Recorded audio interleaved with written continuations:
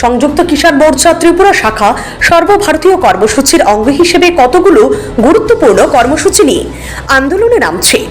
সোমবার সংগঠনের পক্ষ থেকে এক সাংবাদিক সম্মেলনে এই বিষয়ে বিস্তারিত জানানো হয়। নবগঠিত সরকারের কৃষক বিরোধী নীতির বিরুদ্ধে কর্মসূচি অব্যাহত রাখবে সংযুক্ত কিষাণ মোর্চা।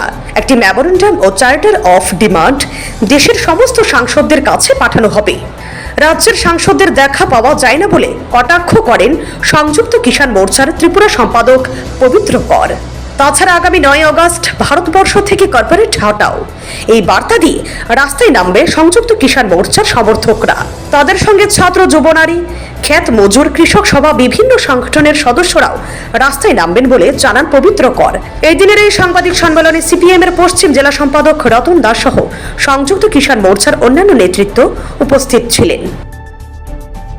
সংযুক্ত কিষাণ মোর্চার একটু আগে আমাদের মিটিং হয়েছে।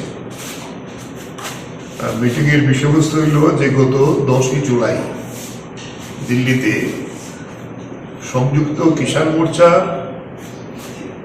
সর্বভারতীয় কাউন্সিল, ন্যাশনাল কাউন্সিল, প্রত্যেক স্টেটের রিপ্রেজেন্টেটিভদের কর্মীরা নির্বাচনে কৃষক আন্দোলনের প্রভাব এবং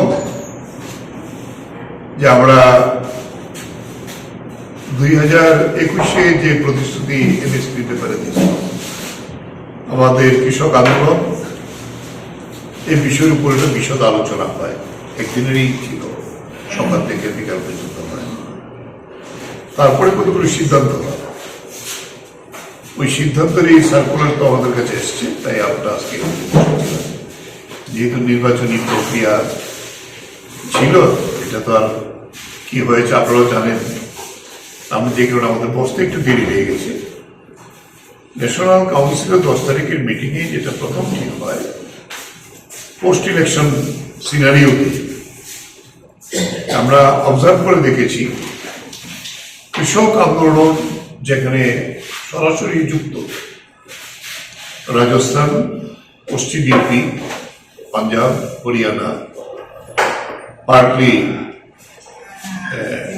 ইউপি, পশ্চিম উত্তরপ্রদেশের এই জায়গাগুলিতে তার যে কৃষক আন্দোলনের প্রভাবের ফলে ৩৫টা আসনে তার নিজস্ব যে বিজেপি সিট সেখানে পরাজিত হয়েছে। Bureau report, CNE TV. CNE TV, channel for news and entertainment.